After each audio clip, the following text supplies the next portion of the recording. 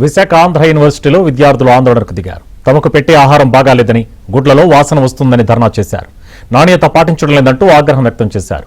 ఘటనపై చర్యలు తీసుకుంటామని అధికారులు హామీ ఇవ్వడంతో ఆందోళన విరమించారు.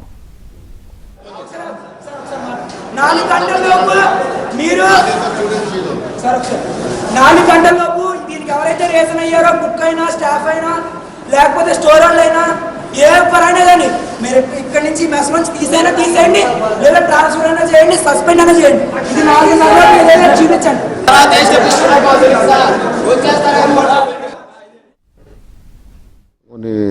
మా ప్రిలిమినరీలో ఏంటంటే కొన్ని కూరగాయలు కుళ్ళిపోయి ఉండటం అనేది జరిగింది.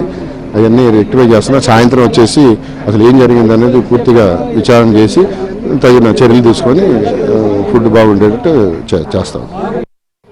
ఈ రోజైతే ఇష్యూ జరిగిందో, Andhra university arts college mess దగ్గర ఒక కుళ్ళు వాసన వచ్చేటువంటి పదార్థాలను విద్యార్థులు పెట్టే ప్రయత్నం చేశారు హాస్టల్ యొక్క స్టాఫ్.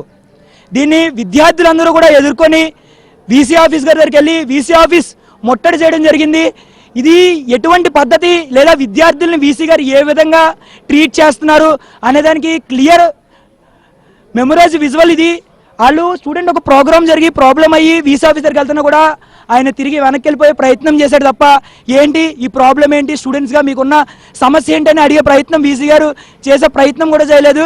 వీసీ గారికి స్టూడెంట్ వెల్ఫేర్ పట్ల ఉన్న దృష్టి ఏంటనేది మాకు ఈ విధానంలో మాకు అర్థమవుతోంది.